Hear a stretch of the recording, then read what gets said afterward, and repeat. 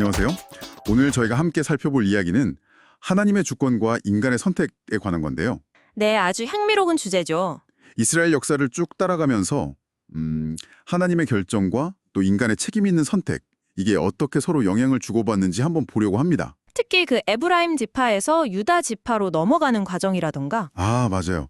또 사울 왕에서 다윗 왕으로 리더십이 바뀌는 부분도 중요하죠. 네, 그리고 결국 왕국이 분열되고 멸망하는 그 과정까지. 이걸 통해서 그 관계를 들여다볼 수 있을 것 같아요. 그래서 우리가 던져볼 질문은 이겁니다.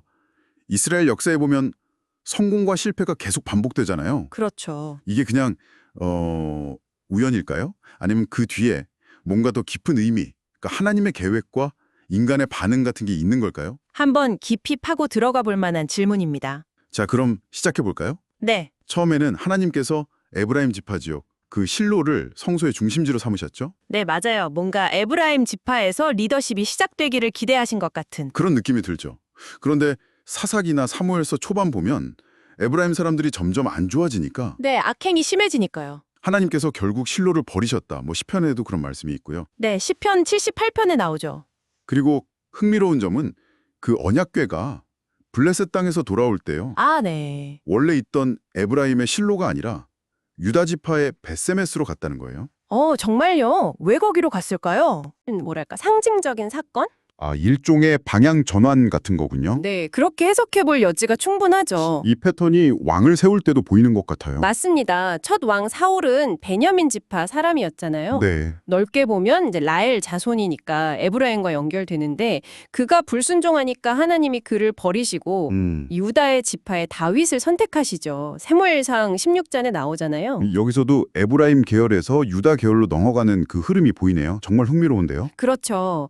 그런데 이 선택받은 유다 지파, 다윗 왕조도 영원하진 않았다는 게 또 중요합니다. 아, 솔로몬 왕 때 문제가 생기죠? 네, 맞습니다. 솔로몬의 불순종이 또 결정적인 계기가 되죠. 하나님께서 직접 말씀하시잖아요. 나라를 빼앗아서 신하에게 주겠다. 네, 열왕기상 11장에. 그래서 그 결과로 다시 에브라임 지파 출신인 여로보암에게 기회가 돌아갑니다. 아, 그래서 왕국이 남북으로 나뉘는 거군요. 네, 남유다와 북이스라엘로 분열되죠. 근데 진짜 안타까운 건 여로보암도 왕이 되자마자 금송아지를 만들잖아요. 그렇죠. 베델과 다네요. 또다시 실패의 길을 걷는 거죠. 역사가 정말 반복되는 것 같아요. 네. 그래서 북이스라엘은 그 뒤로 계속 악한 길을 걷다가 결국 기원전 722년경에 아수르에 멸망하고 말죠. 열왕기하 17장에 자세히 나오고요. 기회가 주어졌는데도 그걸 스스로 차버리는 모습이 계속되는군요. 남유다라고 해서 본질적으로 크게 다르진 않았습니다. 네, 예레미야 선지자가 엄청 경고했죠. 네.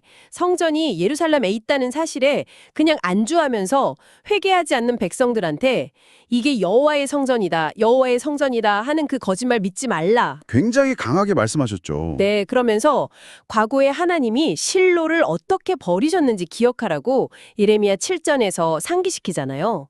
너희도 실로처럼 만들어 버리겠다 이런 경고였죠. 결국 남유다 역시 회개하지 않아서 기원전 586년쯤 바벨론에 의해 예루살렘 성전마저 파괴되죠. 네, 맞아요.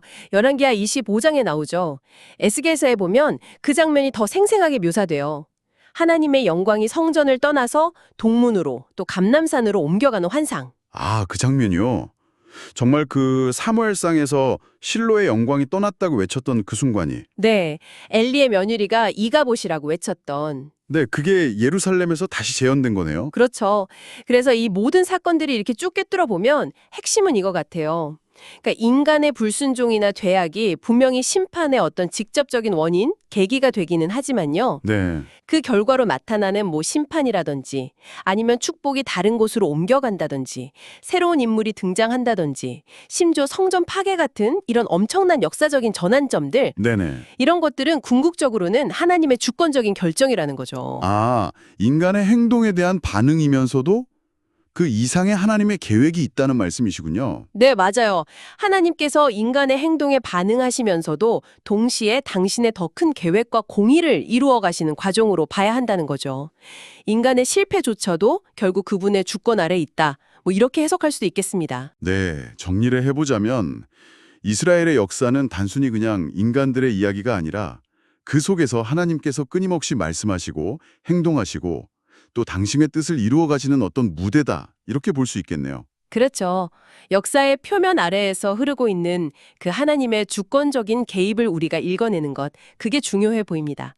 네, 이게 우리에게는 역사를 움직이시는 하나님에 대한 어떤 경외심을 갖게 하고 동시에 우리 인간의 선택과 행동이 얼마나 중요한지 그 책임의 무게를 다시 한번 생각하게 만들죠.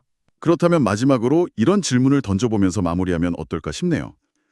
과거 이스라엘 역사 속에서 하나님의 주권과 인간의 선택이 이렇게 막 얽히고 설키워서 작용했다면 네. 오늘날 우리가 또 당신이 마주하는 이 세상의 수많은 사건들이나 아니면 아주 개인적인 선택의 순간들 속에서 이 둘의 관계를 어떻게 발견하고 또 이해해 나가야 할까요? 정말 중요한 질문이네요. 한 번쯤 깊이 고민해 볼 만한 질문인 것 같습니다.